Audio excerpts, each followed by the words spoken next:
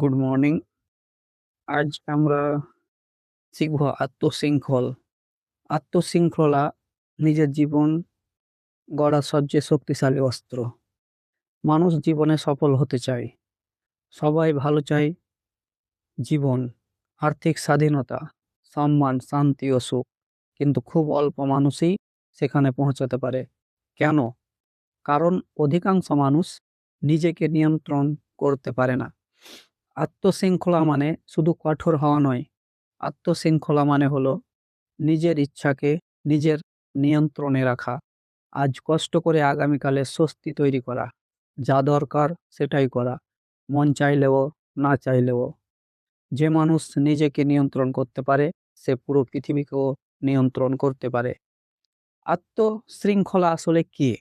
আত্মশৃঙ্খলা হলো এমন একটি শক্তি যা আপনাকে তাৎক্ষণিক সুখ ত্যাগ করে দীর্ঘমেয়াদী সাফল্যের পথে হাঁটতে সাহায্য করে।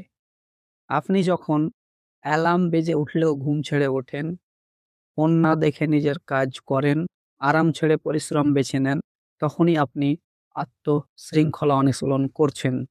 আত্মশৃঙ্খলা মানে নিজের সাথে প্রতিদিন যুদ্ধ করা এবং প্রতিদিন নিজেকেই জয় করা। কেন আত্মশৃঙ্খলা এত জরুরি?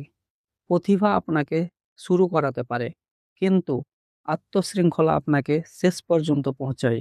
অনুপ্রেরণা একদিন থাকবে, একদিন থাকবে না, কিন্তু আত্মশৃঙ্খলা থাকবে।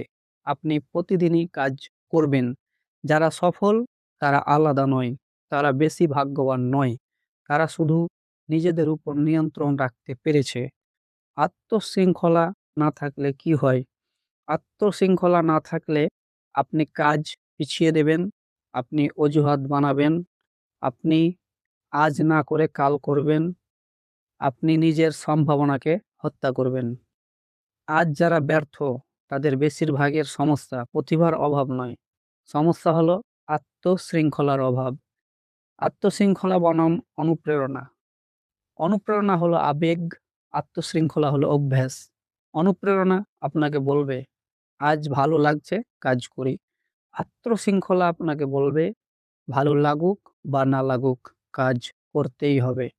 যে মানুষ অনুপ্রেরণার উপর নির্ভর করে সে থেমে যায়, যে মানুষ আত্মশৃঙ্খলার উপর নির্ভর করে সে এগিয়ে যায়। আত্মশৃঙ্খলা গড়ে তোলার প্রথম ধাপ সিদ্ধান্ত। আপনাকে প্রথম সিদ্ধান্ত নিতে হবে, আমি আর নিজের শত্রু হয়ে থাকব না। আপনি যদি নিজের নিজেই নিজের কথা না রাখেন তাহলে পৃথিবী কেন আপনাকে গুরুত্ব দেবে? আজ থেকে ঠিক করুন, আমি অজুহাত আজ থেকে ঠিক করুন, আমি অজুহাত দেব না। আমি নিজের সাথে মিথ্যা বলবো না। আমি শুরু করব, শেষও করব। ছোট অভ্যাস, বড় পরিবর্তন। আত্মশৃঙ্খলা একদিন আসে না, এটা আসে ছোট ছোট অভ্যাস থেকে। যেমন প্রতিদিন 10 মিনিট পড়া, প্রতিদিন নির্দিষ্ট সময়ে ঘুমানো, প্রতিদিন শরীর চর্চা, প্রতিদিন নিজের লক্ষ্য লিখে পড়া। এই ছোট কাজগুলো একদিন আপনার জীবন বদলে দেবে। নীরবে কাজ করা। সবাইকে আপনার পরিকল্পনা জানাতে হবে না, সবাইকে আপনার কষ্ট দেখাতে হবে না। নীরবে কাজ করুন, চুপচাপ নিজেকে তৈরি করুন। যেদিন ফলাফল আসবে সেদিন সবাই এমনিতেই জানতে পারবে। আত্মশৃঙ্খলা এবং সময়ের মূল্য।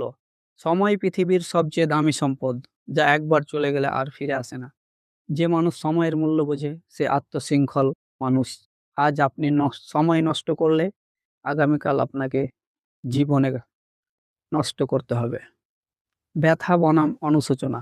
দুটি পথ সব সময় আপনার সামনে থাকবে। আজকের কষ্ট, আগামীর অনুশোচনা। আজ পরিশ্রমের ব্যথা কয়েকদিনের, কিন্তু ব্যর্থতার অনুশোচনা আজীবনের। বুদ্ধিমান মানুষ কষ্ট বেছে নেয়। আত্মশৃঙ্খলা ও আত্মসম্মান। আপনি যতবার নিজের কথা রাখেন ততবার আপনার আত্মসম্মান বাড়ে। আপনি যতবার নিজের সাথে বিশ্বাসঘাতকতা করেন ততবার আপনার আত্মবিশ্বাস ভাঙে। নিজেকে সম্মান করতে শিখুন, নিজের কথা রাখুন। প্রতিদিন নিজেকে প্রশ্ন করুন, রাতে ঘুমানোর আগে নিজেকে প্রশ্ন করুন, আজ আমি কি নিজের সেরা চেষ্টা করেছি? আজ আমি কি নিজের লক্ষ্যকে সম্মান করেছি? আজ আমি কি অলসতাকে জিততে দিয়েছি? এই প্রশ্নগুলো আপনাকে বদলে দেবে।